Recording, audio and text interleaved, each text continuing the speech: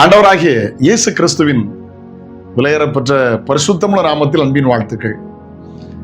இந்த காலையில் உங்களை சந்திப்பதில் மகிழ்ச்சி அடைகிறேன். இந்த நாள் உங்களுக்கு ஆசீர்வாதமாய் மாறுவதாக. அல்லேலூயா. மன்னிக்க மறக்க கர்த்தர் கிருபை தருவாராக. இயேசு கற்றுக் கொடுத்த பரமண்டல ஜெபத்தில் அப்படிதான் கற்றுக் கொடுத்தார். மன்னிக்கிறது போல எங்கள் கடன்களை மன்னியும்.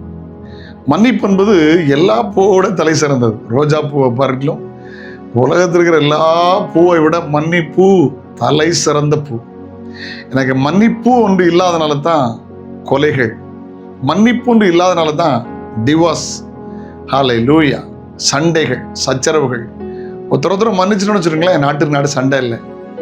ஆமேன். அந்த ஊருக்கு இந்த ஊருக்கு சண்டை இல்லை, ஜாதி சண்டைகள் வராது, பாச சண்டைகள் வராது. ஆனால் வேதம் போதிக்கிற, கிறிஸ்தவம் போதிக்கிற மிக மேன்மையான ஒரு செய்தி மன்னிப்பு. ஹல்லேலூயா. அதனால ஜெபத்தில் அவர் கற்றுக் கொடுக்கிறார். ஆமாம், சீசர்கள் கேட்டாங்க, எங்களுக்கு யோவான் ஜெபிக்க கற்றுக் கொடுத்தது போல எங்களுக்கு கற்றுக் கொடும். பரமண்டல ஜெபத்தில் அப்படிதான் கற்றுக் கொடுத்தார். வாசிக்க கேட்கலாமா இன்னொரு வசனத்தை?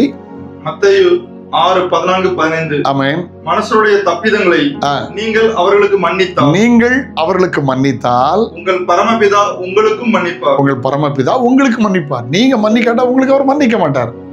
மன்னிப்பு எவ்வளவு மேன்மையான ஒன்று பாருங்க. 2வது உலக மகா யுத்தம் நடந்த போது பிரிட்டிஷ் இராணுவ வீரர்கள் நிறைய பேர் ஜப்பானியர்கள் பிடிச்சிட்டு போயிட்டாங்க. அதாவது பர்மாவிலிருந்து தாய்லாந்துக்கு நடுவில் ரயில்வே தண்டவாளம் போடுறதுக்கு கொண்டு போய் வேலைக்கு வச்சாங்க. கொடுமைப்படுத்தினாங்க. 3 ஆண்டுகள் பயங்கர கொடுமையாக இருந்தது. பசி பட்னியில வியாதியில பலர் மரித்து போனார்கள். அதுல ஒரு நபர், அவர் பேர் எரிக் லோமாஹிஸ். இவர் 3 ஆண்டுகள் கழித்து தன் தாய்நாட்டுக்கு திரும்புகிறார். இவரை கடினமாய் கொடுமைப்படுத்தின ஒரு மனுஷன், அவனுடைய பெயர் நாகாசி. இந்த எரிக்கை நாகாசி என்பவன் கொடுமையாய் அவன் நடத்தினான்.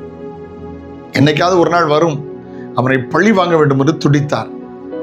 நடந்த சம்பவம் 1987 இந்த யுத்தத்திலிருந்து வந்தவங்களுக்கு ஒரு புத்துணர்ச்சி முகாம் வைத்தார்கள். அதில் தன் வாழ்க்கையை அவர் ஒப்பு கொடுத்தார். பழி வாங்க வேண்டாம் என்று அவர் தீர்மானித்தார். 1989ஆம் ஆண்டு, 98வது ஆண்டு மறுபடியும் அவர் அங்கே போகிறதுக்கு ஒரு வாய்ப்பு கிடைத்தது பர்மாவுக்கு.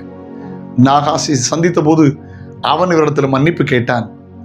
இவர் அவரை மன்னித்தார். அவர் சொன்னார், அன்றைக்கு என் இருதயத்தில் அந்த பாரமே போய்விட்டது என்று. மன்னிப்பு எவ்வளவு பெரிய மேன்மையான ஒன்று. பெற்றோர் பிள்ளைகளை மன்னித்து விடுங்கள். அல்லேலூயா. சில நேரம் பெற்றோர்கள் சரியில்லாமல் நடந்து பிள்ளைகள் பாதிக்கப்பட்டிருக்கலாம். பிள்ளைகளே, அவங்க பெற்றோர் பெரியவங்க, மன்னிச்சிருங்க. சகோதர சகோதரிகள் ஒருத்தர் மன்னிச்சிருங்க. சக விசுவாசிகளை மன்னித்து விடுங்கள். ஆண்டவர் அறியாத மக்கள் என்று பாராதீர்கள், மன்னியுங்கள். மன்னிப்பு மேன்மையான ஒன்று. நீங்கள் மன்னிக்காவிட்டால் பரமபிதா உங்களை மன்னிக்க மாட்டார். அவர் நம்மளை மன்னிச்சார. யோசிச்சு பாருங்க, நம்ம தண்டவாளத்தில் வண்டவாளத்தை வச்சா காஷ்மீர் வரைக்கும் எத்தனையோ கண்டெய்னர்ல போகும். அவ்வளோ பாவியா இருந்த நம்ம எசப்பா மன்னித்து அவர் பிள்ளையா மாற்றிட்டார. ஏன் மற்றவங்களை மன்னிக்க யோசிக்கிறீங்க? மன்னிக்கிற கிருபைகளை கர்த்தர் உங்களுக்கு தருவாராக. ஜெபிக்கலாமா? அல்லேலூயா. ஆண்டவர்கிட்ட கேளுங்க. ஆமென். தகப்பனே, இயேசுவின் நாமத்தில் ஜெபிக்கிறோம். நீங்க எங்களை மன்னிச்சிங்களப்பா. மற்றவர்களை மன்னிக்கிற கிருபைகள் எங்களுக்கு தாரும். நன்மையும் கிருபையும் தொடரட்டும். இயேசுவின் நாமத்தில் ஜெபங்கள் பிதாவே, ஆமென். நாளை உங்களை சந்திக்கிறேன். அது ஒரு நாளுடைய கிருபை உங்களை தாங்கட்டும். God bless you. Have a nice day.